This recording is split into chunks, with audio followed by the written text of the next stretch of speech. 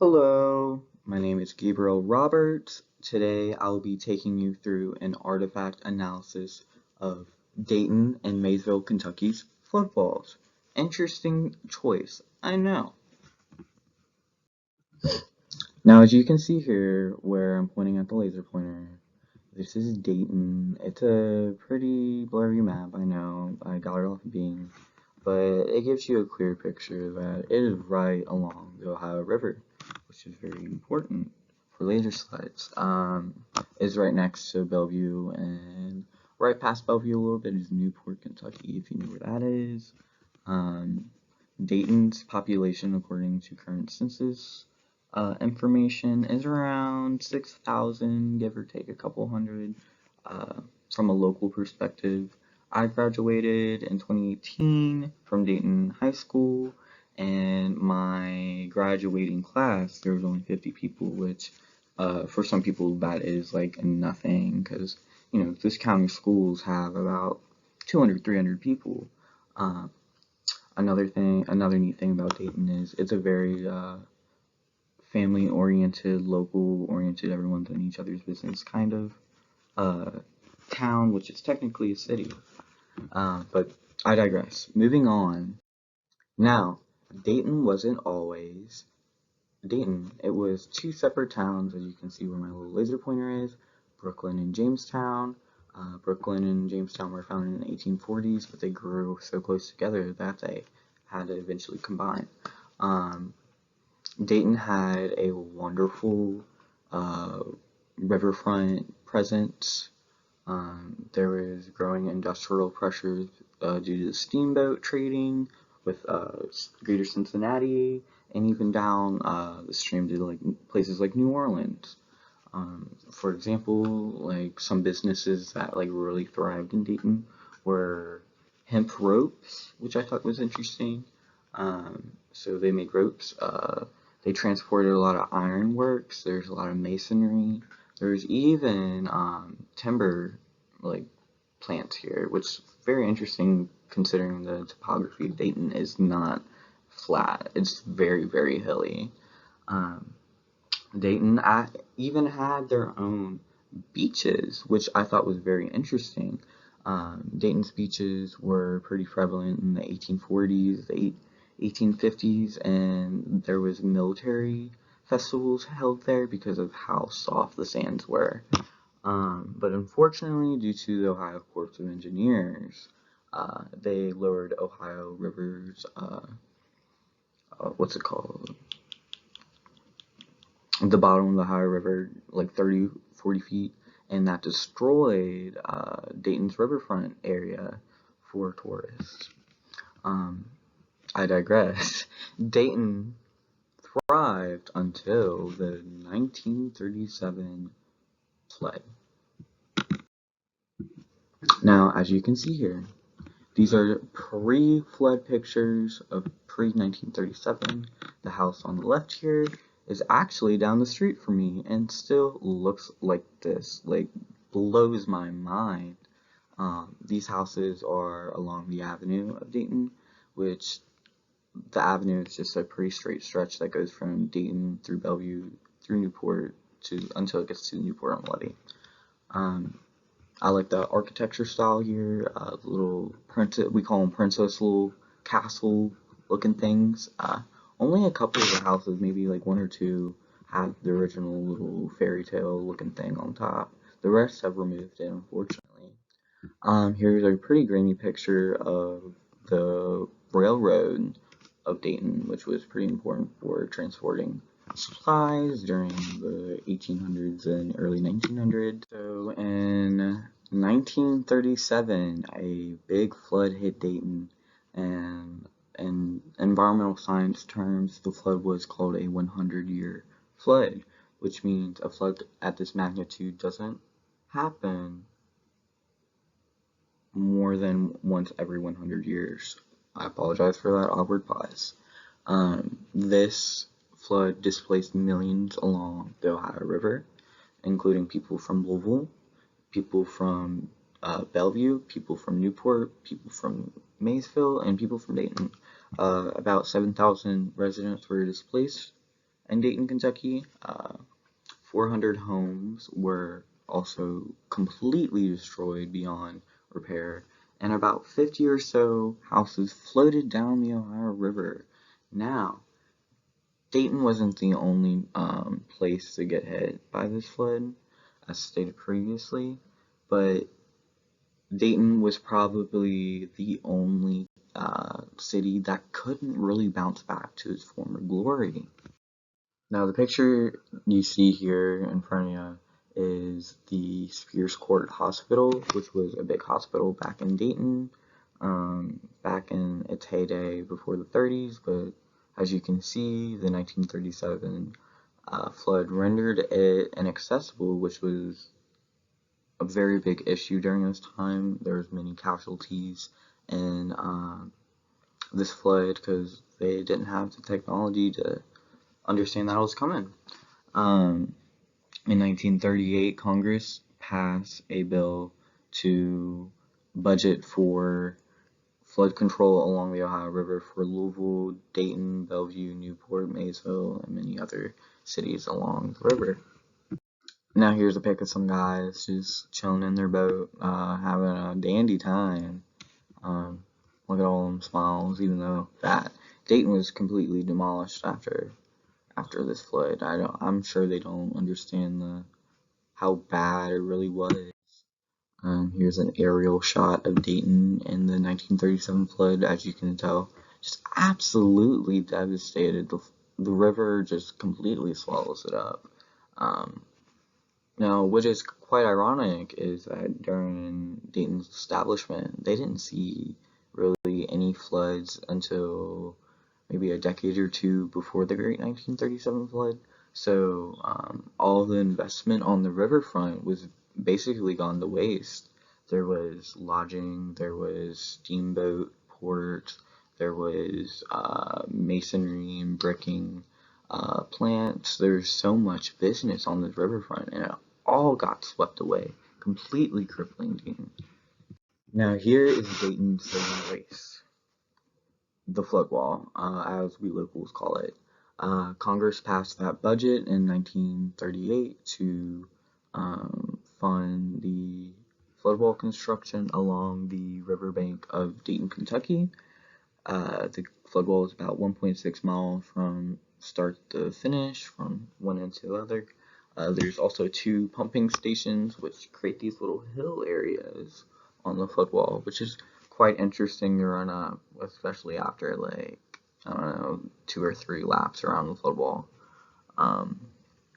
Construction for the flood wall began in 1978, so you can see that it took a while.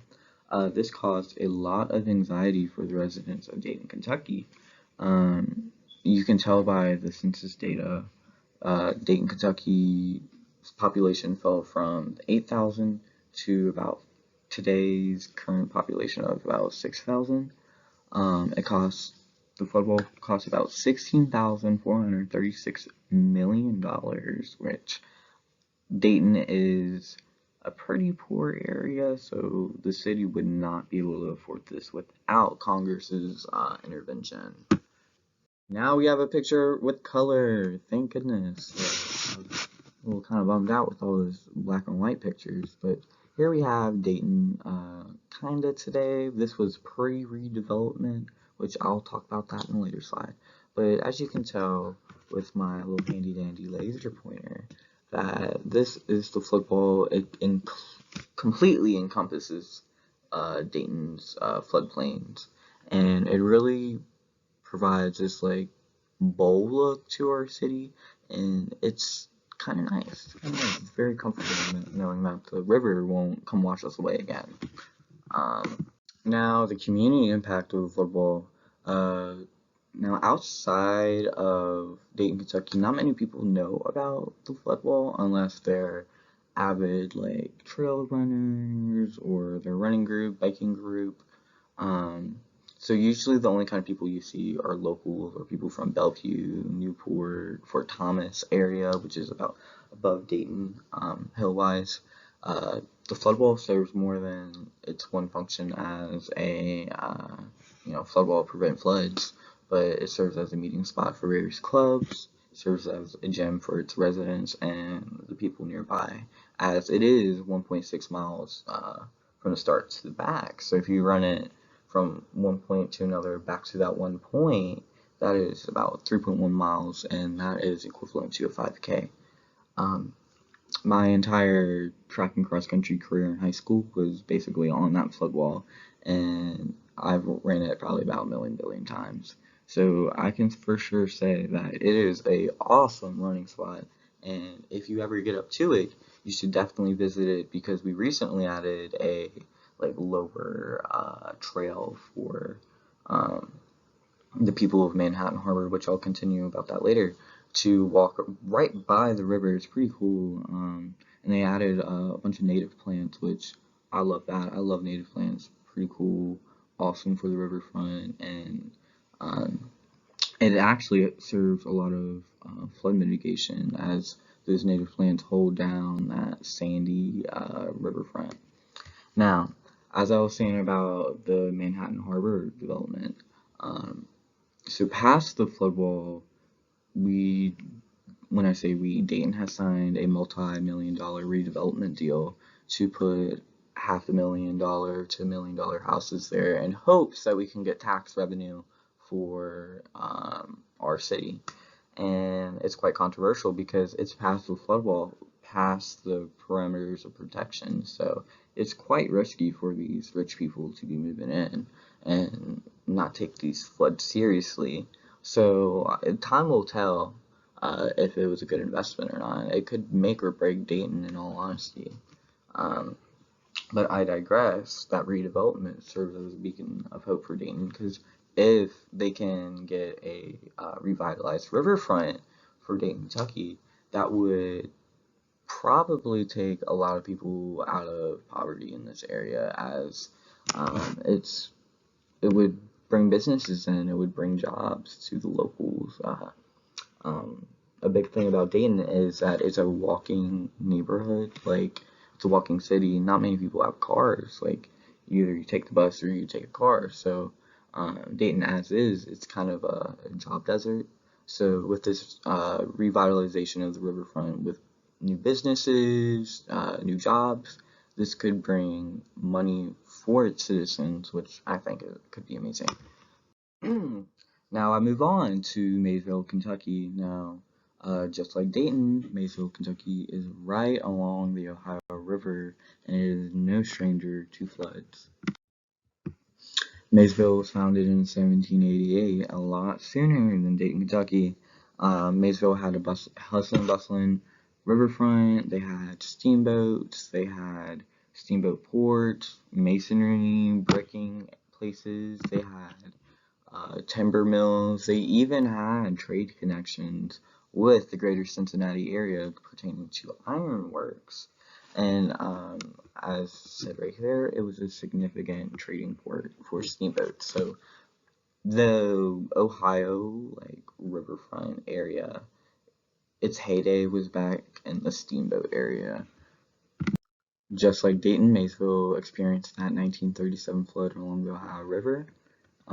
Here's a wonderful restored colored picture of the historical architecture during the flood, which is kind of reminiscent of Dayton, which we didn't have as many places we didn't have as a developed business front as they did back in 1937, that's for sure. Here's another wonderful picture, drugs, paints, and oils. No clue what they could have been selling. Maybe it was some sort of pharmacy back in the day. But as you can tell, the river, you can't even tell where the river starts and where it begins. And this up here is the second story, so it's pretty deep water. Here's a boat and a dude. Kind of an emotional picture. You can just see how much damage it's done. It's kind of crazy that they bounced back from this. Now, Maysville benefited from that 1938 Congress bill that allowed the budgeting for flood wall protection. So, unlike Dayton, Maysville got onto their levee construction a lot earlier. Construction began in 1949 and finished in the 1950s. According to the Ledger Independent, this allowed for iconic historic buildings such as the Russell Theater and the Simonton Memorial Bridge to exist today. Which over here to the right is Russell Theater, and old Hollywood stars used to be there. Couldn't name any, I apologize. Now, the cultural impacts of Maysville is a lot like Dayton, it's almost identical. The floodwall has allowed Maysville to have a huge population, about 8,000 people, and comparing that to Dayton's 6,000, you can tell that they were able to build up more, and they had more money to work with than Dayton pertaining to the aftermath of the 1937 flood. The flood wall for Maysville, it serves it's like a walking trail just like Dayton, Kentucky's flood wall, which is cool. So I'm sure that there's people meeting up on there using it to run and walk their dog, a lot of social aspects, a lot of social things. Also, this flood wall preserves the historical architecture of Maysville, which is not too common in anywhere anymore, especially with all this new development. But I digress. Here is just a picture of a historical building that survived the 1937 flood. So the floodwaters were up to that first floor there. I'm surprised that they were able to save the building. I have a feeling that Dayton's housing was more wooden and less brick than Maysville, as Maysville was founded earlier and they were more of a significant port than Dayton, so they had more money to work with. So masonry back then was for sure more expensive than lumber, so that might make sense. The reason why that they were able to bounce back so well is because the masonry would just work better. In conclusion, Dayton and Maysville are fatefully interlinked to this 1937 flood. Maysville is the city that Dayton could have been if they could have bounced back. As stated previously, my theory is that Dayton just had too many buildings on its floodplain, and that too many houses were wooden and just beyond repair. As you can tell, a lot of these buildings are multiple stories in this picture of Maysville, and I feel like that serves as an indicator of that it stood the testament of time. The brick buildings, there's really not much wood anywhere as far as I can tell. The flood wall for both serves as a cultural artifact icon, due to its purpose of being not just for its pure functionality as a flood wall for flood mitigation, but for its purpose of creating this more of a close-knit community feel, and serving as this like catalyst for like physical exercise. It's like architecture that makes you want to get on it and move. It makes you want to get outside your house and just take a breath of fresh air. And I think that's really important for people, especially around this day and age. But I'm finished. I hope you enjoyed my presentation. I hope you have a good night or day whenever you're looking at this.